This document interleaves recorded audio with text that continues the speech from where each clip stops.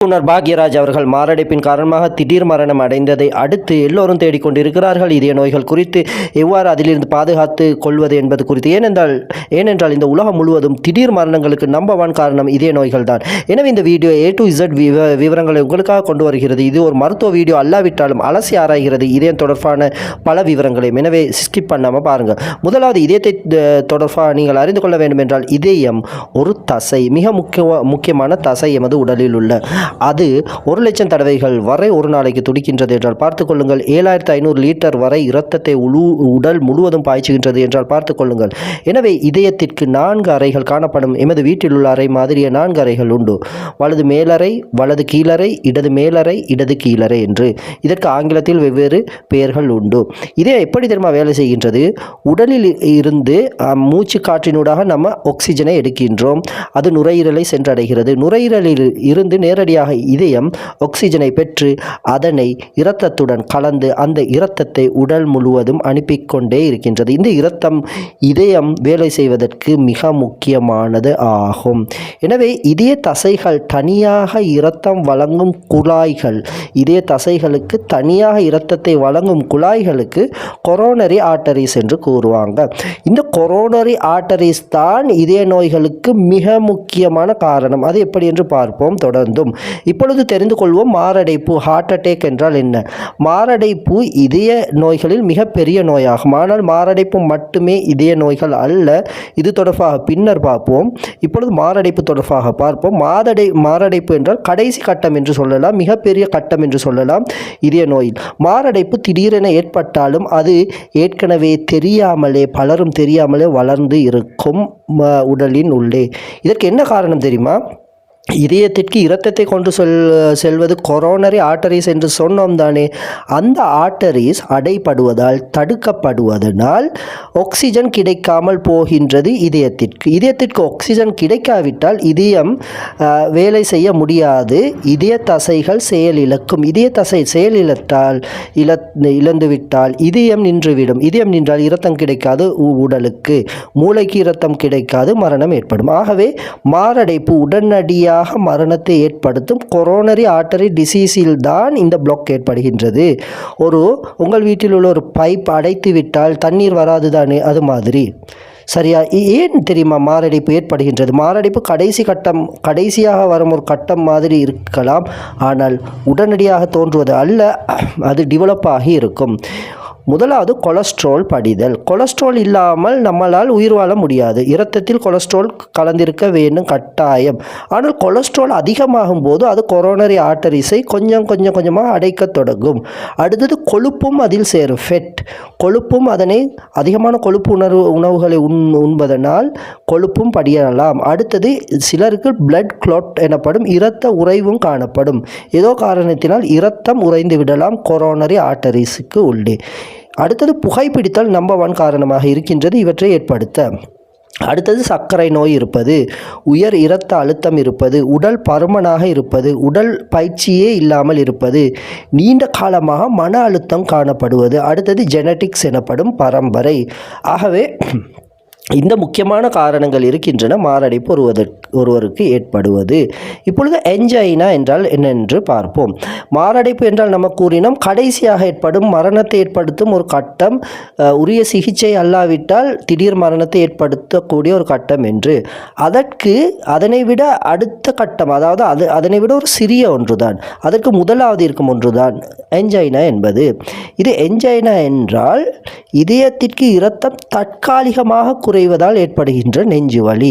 இப்பொழுது மாரடைப்பு என்றால் இதயத்திற்கு இரத்தமே கிடைக்காமல் விடுவதனால் அந்த தசை இறக்க தொடங்குகின்றது, மனிதனும் இறக்க தொடங்குகின்றான். என்ஜைனா அவ்வாறு அல்ல.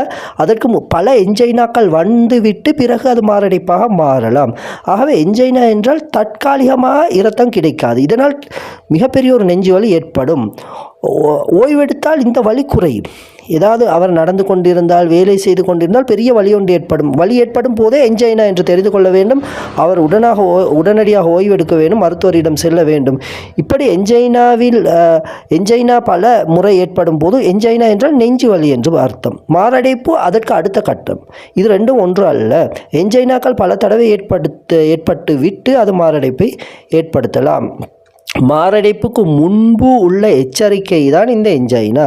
அடுத்தது எரித்மியாஸ் என்று இன்னும் ஒரு கோளாறு இருக்கிறது, இதய துடிப்பு கோளாறுகள். இதயம் மிகவும் வேகமாக, மிகவும் மெதுவாக அல்லது ஒழுங்கின்றி துடிப்பதற்கு இந்த எரித்மியாஸ் என்று கூறுவாங்க. இதுவும் மாரடைப்பு, என்ஜைனா இவற்றிற்கு முன்னரான கட்டம். கடைசியில் இது மாரடைப்பை கூட ஏற்படுத்தலாம். இதில் பல வகைகள் உண்டு. ஆங்கிலத்தில் கூறுவதனால் டக்கிகார்டியா என்பது அதிக ஸ்பீடாக துடிப்பது, பிரடிகார்டியா என்பது குறைந்து துடிப்பது. அடுத்தது ஆட்ரியல் ஃபிப்ரிலேஷன் என்று கூறுவாங்க, வென்டிகுலர் டக்கிகார்டியா என்று கூறுவாங்க, ப்ரிமேச்சர் பீட்ஸ் என்று கூறுவாங்க. இது நிறைய எரித்மியாஸ்கள், ஒழுங்கற்ற துடிப்புகள் காணப்படும்.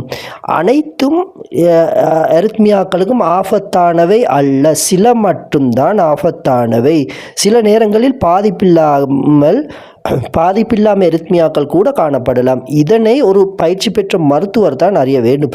உங்கள் ஹார்ட் எரித்மியா மாதிரி ஸ்பீடாகவோ மெதுவாகவோ ஒழுங்கின்றிய துடிக்கிறது என்றால் மருத்துவரிடம் செல்லுங்கள் உடனடியாக.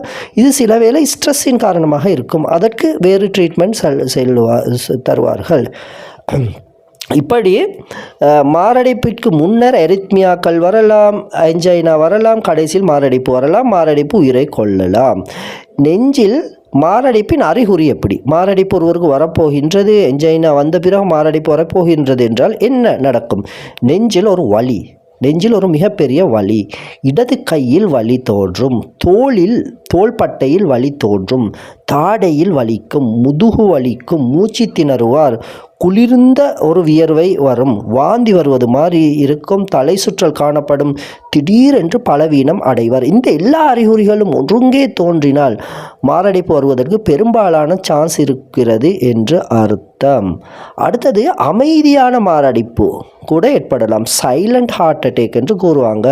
நெஞ்சு வலியும் வராது, சோர்வும் இருக்காது, மூச்சு திணறலும் இருக்காது. ஆனால் மாரடைப்பு வந்துவிடும். பிறகு திடீரென நெஞ்சு வலி வரலாம், சோர்வு வரலாம், மூச்சு திணறல் வரலாம், மாரடைப்பு வந்துவிடும். இது குறிப்பாக நீரழிவு நோயாளிகளுக்கு அதிகமாக காணப்படலாம். எனவே உங்களுக்கு டயபெட்டிக்ஸ் இருக்கிறது என்றால் ரொம்ப ரொம்ப ரொம்ப ரொம்ப நீங்கள் கவனமாக இருக்க வேண்டும். ஆகவே இதய நோய்க்கான ஆபத்து காரணிகள். ஏன் இதய நோய் யார் யாருக்கு வரலாம்? வயது, ஆண்களில் அதிகமாக, இளம் வயதில் அதிக ஆபத்து காணப்படுகின்றது. பரம்பரை காரணம், புகைப்பிடித்தல், அதிக மது, உயர் பிபி, டயபெட்டிக்ஸ், அதிக கொலஸ்ட்ரால், மன அழுத்தம், தூக்கமின்மை, உடற்பயிற்சி இல்லாமை, இதுதான் மிகப்பெரிய காரணங்களாக இருக்கின்றன. மருத்துவ பரிசோதனைகளான இசிஜி, அடுத்தது இன்னும் பிளட் டெஸ்ட் செய்வாங்க, ஸ்ட்ரெஸ் டெஸ்ட் செய்வாங்க, சிடி கொரோனரி ஆர்டரிஸ் டெஸ்ட் என்று செய்வாங்க, ஹோல்டர் போட்டு டெஸ்ட் செய்வாங்க, பிளட் ப்ரெஷரை பார்ப்பாங்க, லிப்பிட் ப்ரொஃபைல் என்று ஒன்று உண்டு, பிளட் சுகரை பார்ப்பாங்க. இப்படி பல டெஸ்ட்டுகள் மருத்துவர்கள் செய்வாங்க. இந்த டெஸ்ட்டுகளின் மூலம் மருத்துவர்கள் கண்டுபிடித்து விடுவாங்க உங்களுக்கு ஏதோ ஒரு பிரச்சனை இருக்கிறது என்பதை. அப்படி கண்டுபிடித்து விட்டால் நீங்கள் உடனடியாக அதற்கான மருந்துகளை கட்டாயம் எடுத்து விட வேண்டும். மாரடைப்பு வந்த பிறகு என்ன செய்ய வேண்டும்? உடனடியாக அவசர மருத்துவ உதவியை அழைக்கவும். நீங்கள் மாரடைப்பு ஒரு பேஷண்ட் என்றால் தனியாக நீங்கள் உடற்பயிற்சி செய்வது இவ்வாறான விடயங்களை தவிர்த்து கொள்வது நல்ல. ஓய்வாக உடனே உட்கார வேண்டுமாம். நீங்கள் ஏதாவது பயிற்சி செய்து கொண்டிருக்கும் போது ஏதோ வலி வந்தால் ஓய்வாக உட்கார்ந்து விட வேண்டும். மருத்துவர் முன்பே அறிவுறுத்தினால் மட்டுமே மருந்துகளை எடுத்துக்கொள்ள வேண்டும். நீங்கள் நினைத்து ஏதாவது வைத்திய மருந்துகளை எடுக்கக்கூடாது. மருத்துவமனைக்கு தாமதம் இல்லாமல் செய்ய வேண்டும். எனவே இதயத்தை நீங்கள் வரும் முன்னரே பாதுகாத்து கொள்வது எப்படி? காய்கறிகள் அதிகமாக உண்ணுங்கள், பழங்களை உண்ணுங்கள், முழு தானியங்கள், பருப்பு, மீன், ஒலிவ் ஆயில், ஓட்ஸ், இந்த உணவுகளை அதிகமாக உண்ணலாம். குறைக்க வேண்டிய உணவுகள் என்ன தெரியுமா? அதிக உப்பு, டீப்பாக ஃப்ரைட் ஐட்டம்ஸ், அதாவது பொரிக்கப்பட்ட உணவுகள், அதிக சர்க்கரை காணப்படும் உணவுகள், அடுத்தது ப்ரொசஸ் ஃபுட் என்று சொல்லுவாங்க, நொறுக்குத்தீனி, இவை அதிக ஃபெட்டுள்ள உணவுகள். அடுத்தது மிக மிக சிறந்த உடற்பயிற்சிகளை நீங்கள் மேற்கொள்ளலாம். தினமும் 30-40 மணி நேரம் அல்ல நிமிடம் வேகமாக நடை, cycling, swimming, jogging, strength training, அடுத்தது ஸ்ட்ரெச்சிங் ட்ரைனிங் போன்றவற்றை பேணலாம். அடுத்தது மனநிலையில் இருக்க வேண்டும்.